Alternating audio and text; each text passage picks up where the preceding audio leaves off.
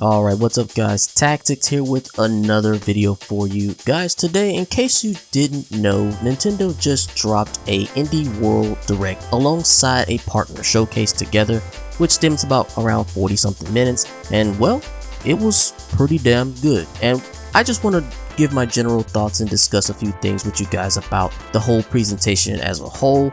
And yeah, I'm not using a script or anything. This is pretty casual. Just want to give my general thoughts out there and all that good stuff. So yeah, let's not waste any time, guys. Let's just go ahead and jump right into it. Now, I'm not going to go over every single game in the presentation, mainly because I wasn't really that amused by a lot of the indie games. I don't think any of them really interest me all that much, but I will highlight a couple just to be fair. So let's go ahead and get that out of the way first. So the first one I want to talk about is Neva, which I thought it looked really pretty, and I like the aesthetics and the visuals of the game, but I don't really have anything other than that to say. Next up is Coffee Talk Tokyo. Again, I guess you're kind of talking about coffee and, you know, you're just listening to the dialogue of the characters or whatever, and it looks okay. Then next we've got DLC for the Sea of Stars, and it looks pretty cool. I never really played the game, but I think it looks alright for the most part. Again, I don't really have much to say about it. That's pretty cool.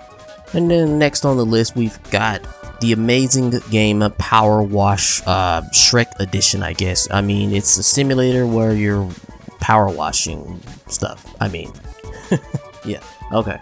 Then you've got this weird looking game called Morsel, where you're basically playing as this weird turd looking guy, and you're going through a dungeon of gross things. Okay.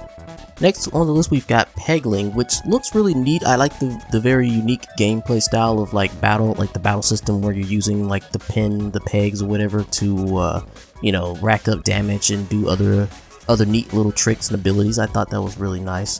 Then we come to the end of the Indie World presentation with its final game called Pizza Tower, which I would argue is probably the most interesting game that they showed throughout the entire presentation. It just kind of screams Wario to me when I see it, with the wacky looking character, and not just that, but the cartoony style and all that. It just looks really fun, and I can see a lot of people actually wanting to try this game out for sure. So yeah, that was the Indie World presentation part of this Direct, and yeah, like I said before, none of these games really interest me all that much. Nothing really caught my eye except for maybe the last one, but even then I couldn't really see myself playing this. But I'm certain that there is something out there for everybody, and I'm certain that there are some people there were some games that resonated with them. So yeah, but just not me. So moving on to the more meat and potatoes of the presentation, we have the partner showcase segment. And yeah, this is pretty much where it's at, I'm not gonna lie. And we start off pretty strong, I would say, with Tetris Forever. And basically this game encompasses a lot of different Tetris games and styles, which I find very cool. And yeah, I know a few Tetris fans out there who would love this game. Not to mention that there is like a new Tetris event that's coming out this winter as well for Tetris 99. That a lot of people are probably, you know, very excited for. So that's really cool. So yeah, Tetris Forever comes out sometime this year alongside Tetris 99, the Maximus Cup. So yeah, the next game that I want to highlight would be Star Overdrive. And just from the looks of it, it looks very nice. I like the aesthetics and the whole surfboard, going through this barren world and taking on these weird looking creatures and all that. I just hope that the Switch is capable of handling a game like this.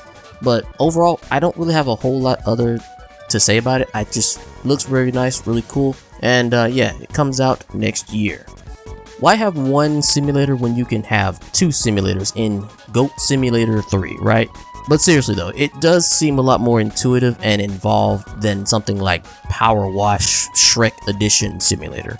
But anyways, it does, like I said, it looks a little bit better than that, and you know, it kind of gives off that GTA style kind of thing, except you're just playing as a goat. So yeah, and yeah, it comes out today as well. So I mean, that's something.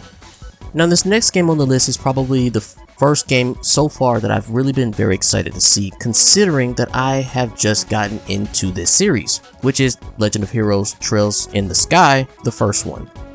And like I said, I just got into the series and just started playing through Trails Through Daybreak, and having a blast with it. Still haven't quite finished it yet, but as someone who's just gotten into the series, it is a very, very welcome sight to see another one of these games come to the Switch.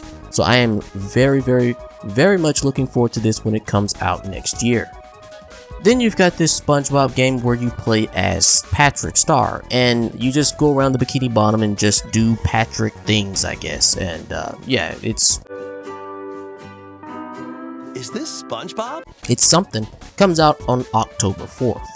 Alright, now we're coming across some of the big heavy hitters, and when I say heavy hitters, I mean that literally with Capcom Fighting Collection 2, with 8 classics coming to the Switch, and that also includes Power Stone 1 and 2. Guys, when I tell you guys that I've never really been into fighting games, I mean that. Like, yeah, I've played a fighting game before, like Smash Bros, but I mean, that was more, you know, Nintendo-centric sort of style of fighting games, and I could get behind that. But I've never really been into Marvel or Capcom and stuff like that, so seeing Power Stone here just really brings back that childhood nostalgia and just makes me so excited to see this game. So yeah, just seeing this game alone makes me want to just pick this up just so I can play Power Stone again. And it comes out next year. But there is also Marvel and Capcom Fighting Collection, which comes out on September 12th of this year.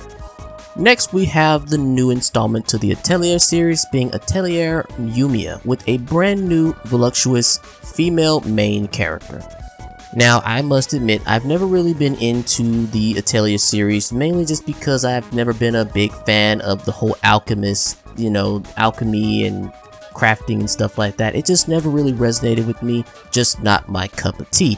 And I'm usually a big fan of a lot of JRPGs, but I can't deny that this game really does look very good.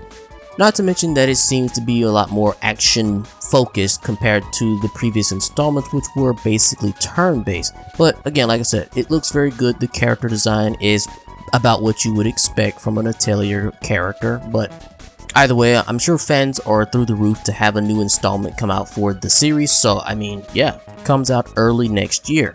Alright, so next we've got Suikoden 1 and 2 Remaster also coming to the Switch.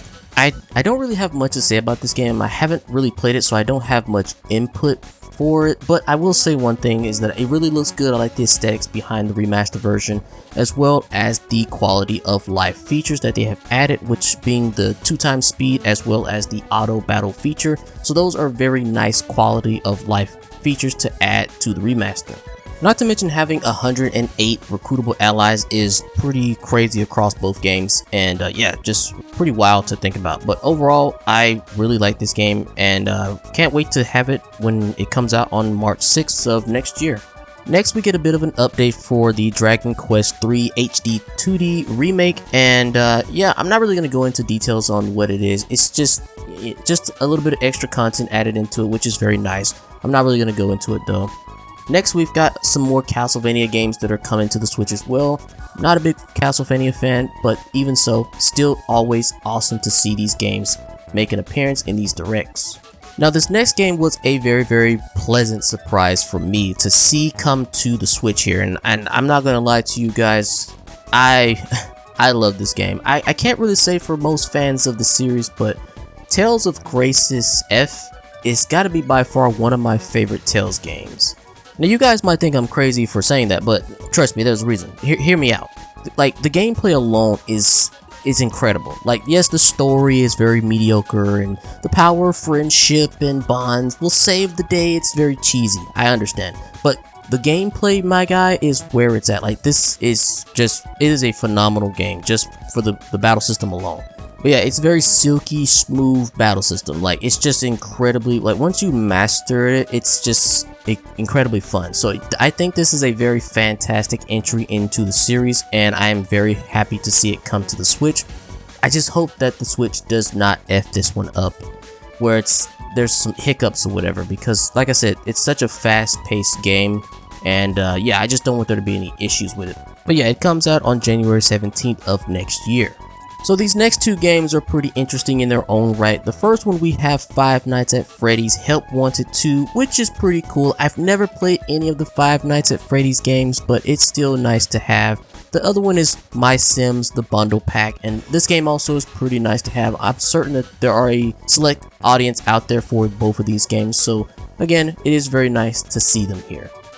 Now this next game has got to be hands down the highlight of the entire direct for me. Like when it first came, I did not know what this was. It just looked like a new JRPG that I had no clue what it was. But no, this is something that I am familiar with, being Ruin Factory Guardians of Azuma.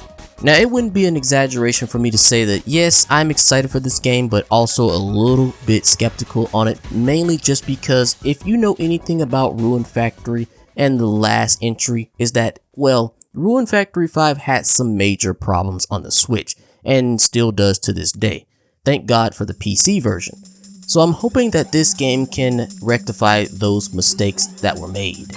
So not to go into too much detail on this, but Ruin Factory 5 had a lot of issues, being graphical issues and even like audio glitches and stuff like that, just made it a little unpleasant to play. Like the game just really needed a little bit more time in the oven to bake. So I'm hoping that they've given this game a little bit more time and care, which it does seem like they have, since the farming part of the game does seem to be a lot more streamlined, where you're able to kind of water all your crops a lot easier with the whole paracel, or even being able to grow them a little bit faster using like a certain sort of dance. And I also like the aesthetics of when your character is able to kind of like revitalize the land with using their Earthmate dance or whatever. I thought that was pretty cool. And since this is a Ruin Factory game, we also got to talk a little bit about the combat, considering that, well, on top of being a farming sim, the game also has a hint of action RPG elements to it, since you're able to go out and fight enemies out in the field, as well as being able to level up your stats, as well as your own character through the use of fighting, as well as like other means of things like walking, sleeping, drinking, eating. Like there are so many different kinds of ways to level up your character and boost your own character stats. And of course, we cannot forget about the characters themselves, considering that socializing is a huge part of the game. And we have to talk a little bit about the bachelors and the bachelorettes that you get to meet, considering that, well, you will get to have the opportunity to develop relationships with these characters and even find a character that you might want to potentially get married to and maybe even have kids. But we haven't really seen if that part is in the game yet, considering that it only showed us up to the point where the characters are getting married. And typically in Ruin Factory games, there are usually around about 4 to 5 or 6 bachelors and bachelorettes that you can choose from to potentially develop a relationship with, but we'll have to wait and see just what that number will be in the coming months, as it comes out around spring of next year. And last but not least, they revealed Yakuza Kiwami as the last game in the presentation, which I can't really say much about considering that I've never played any of these games, but I can't deny that it looks pretty solid. It looks really cool. I think this is technically supposed to be the first game in the series or whatever, how it all started, but I mean, yeah, that's good. Yeah, it's slated to come out in October on the 24th of this year.